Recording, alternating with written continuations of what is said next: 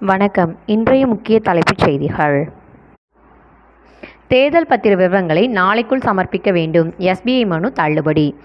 புதுடெல்லியில் தேர்தல் பத்திர விவரங்களை சமர்ப்பிக்க ஜூன் 30 வரை கால அவகாசம் கேட்ட எஸ்பிஐ வங்கியின் கோரிக்கையை உச்சநீதிமன்றம் தள்ளுபடி செய்துள்ளது.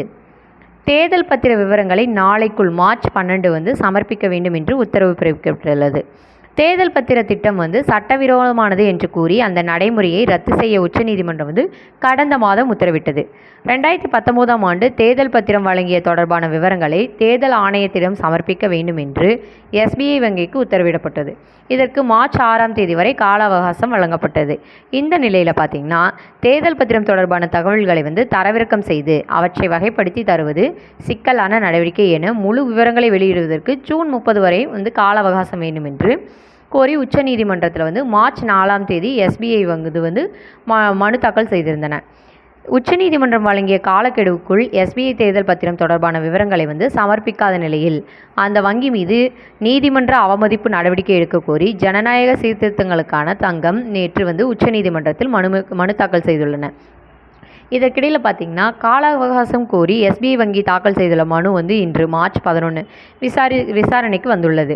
விசாரணையின் போது இது மிகவும் சுலபமான விஷயம்.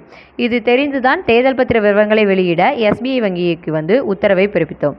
இது ஒன்றும் புதிய வேலை கிடையாது. வங்கி இதற்கு முன்பு இதே போன்ற வேலையை செய்துள்ளது. அப்படி இருக்கும்போது தேர்தல் பத்திர விவரங்களை வெளியிட கால அவகாசம் கேட்பது ஏன்? பட்டியலை வெளியிடுவது மிகவும் சுலபமான காரியம்தான். விவரங்கள் அனைத்தும் மும்பையில் உள்ள எஸ்பிஐயின் தலைமை அலுவலகத்தில் தான் சேகரிக்கப்பட்டுள்ளன. எனவே தகவல்களை திரட்டுவது அவ்வளோ கடினமான விஷயம் இல்லை. ஏற்கனவே சில ஆவணங்கள் தேர்தல் ஆணையத்திடம் இருக்கின்றன. அவர்கள் நீதிமன்றத்தில் அதை சமர்ப்பித்துள்ளனர். அப்படி இருக்கும்போது நீங்கள் மட்டும் கால அவகாசம் கேட்பது ஏன்? பட்டியலை வெளியிட நாங்கள் எதிர்ப்பு வழங்கி 26 நாட்கள் ஆகிவிட்டன. கடந்த 24 நாட்களாக என்ன செய்து கொண்டிருந்தல்? என்ன நடவடிக்கை எடுக்கப்பட்டன? வங்கி தரப்பிலிருந்து நேர்மையான செயல்பாட்டை நாங்கள் எதிர்நோக்குகிறோம். தேர்தல் பத்திர விவரங்களை வெளியிட வேண்டியது அவசியம். இணையதளம் உள்ள இந்த காலகட்டத்தில் தகவல்களை திரட்டுவது முடியாத காரியம் என்ன?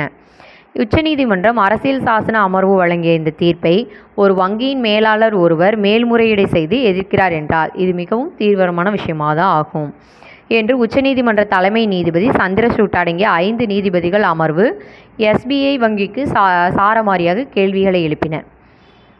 தொடர்ந்து எஸ்பிஐ வங்கியின் தரப்பில் விடுக்கப்பட்ட கோரிக்கைகளை ஏற்க மறுத்த நீதிபதிகள் கட்சி பெற்ற தேர்தல் பத்திர விவரங்களை நாளை மாலைக்குள் தேர்தல் ஆணையத்திடம் சமர்ப்பிக்க வேண்டும். எஸ்பிஐ சமர்ப்பிக்கும் விவரங்களை தேர்தல் ஆணையம் மார்ச் 15 வெளியிட வேண்டும்.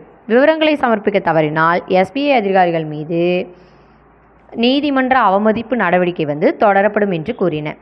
தேர்தல் பத்திர விவரங்களை ஜூன் 30 வரை கால அவகாசம் கேட்ட எஸ்பிஐ வங்கியின் கோரிக்கைகளை உச்சநீதிமன்றம் தள்ளுபடி செய்துள்ளது. எங்கள் சேனலில் லைக் பண்ணுங்கள், ஷேர் பண்ணுங்கள், சப்ஸ்கிரைப் பண்ணுங்கள்.